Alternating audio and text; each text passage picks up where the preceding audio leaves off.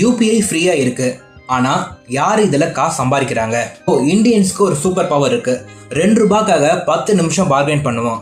ஆனா யூபிஐ ஃப்ரீயா யூஸ் பண்ணிட்டு இதுல பிசினஸ் எப்படி நடக்குதுன்னு யோசிக்க மாட்டோம். டீ கடையில 12 ரூபாய் ஸ்கேன் டன், ஆட்டோக்கு 87 ரூபாய் ஸ்கேன் டன், பெட்ரோல் பங்குக்கு 200 ரூபாய் ஸ்கேன் டன், கோயில் உண்டியலுக்கு 10 ரூபாய் ஸ்கேன் டன். ஒரு கேள்வி, யூபிஐ ஃப்ரீனா இந்த சிஸ்டமை யார் மெயின்டைன் பண்றாங்க? அவங்களுக்கு காசு எங்க இருந்து வருது? டெய்லியும் லாக்ஸ்ல இல்லைங்க, gross of transaction, 24 hours 365 days, server, security, bank, app, இதெல்லாம் யார் காசுல? கண்டிப்பா உங்க மாமா ஸ்பான்சர் பண்ணல. நம்ம நினைக்கிறோம் கூகுள் பே தான் யூபிஐ, ஃபோன்பே தான் யூபிஐ, பேடிஎம் தான் யூபிஐ. அது தப்பு. அது வெறும் ஃப்ரண்ட் டோர். பின்னாடி ஒரு பெரிய சிஸ்டமே இருக்கு.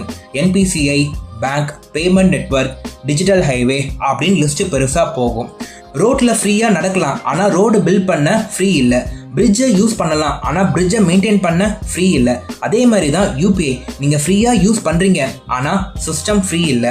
இன்ட்ரெஸ்டிங் பார்ட் என்னன்னு தெரியுமா? கூகுள் பே உங்கள்கிட்ட எக்ஸ்ட்ரா பைசா வாங்காது, ஆனால் உங்கள் அட்டென்ஷன் ஃபுல்லையும் அது கலெக்ட் பண்ணிடும். லோன் காட்டும், இன்சூரன்ஸ் காட்டும், இன்வெஸ்ட்மெண்ட் காட்டும், கூப்பன் காட்டும்.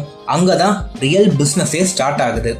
ஃப்ரீ சாம்பிள் கொடுத்துட்டு கஸ்டமரை உள்ள கூப்பிடுற சூப்பர் மார்க்கெட் மாதிரி யூபிஐ உங்களை உள்ள கூப்பிடுது, பிஸ்னஸ் அதுக்கப்புறம் நடக்குது. ஸோ நியூ அசம்ஷன் என்னன்னு பார்த்தீங்கன்னா, UPI is an infrastructure. Road மாதிரி, கரண்ட் மாதிரி, இன்டர்நெட் மாதிரி. சில விஷயங்கள் ப்ராஃபிட் ஜென்ரேட் பண்ணாது, ஆனால் பெரிய ப்ராஃபிட் ஜென்ரேட் பண்ண ரொம்ப ஹெல்ப்ஃபுல்லாக இருக்கும். அதுதான் ரியல் பவர். நெக்ஸ்ட் டைம் நீங்கள் கியூஆர் கோட் ஸ்கேன் பண்ணும்போது பேமெண்ட் சக்ஸஸ்ஃபுல்னு பார்க்காதீங்க, இந்தியாவோட இன்விசிபிள் சூப்பர் பவர் ஒர்க் ஆகுதுன்னு பாருங்க. The real life MBA, making better assumption, better decision, better life.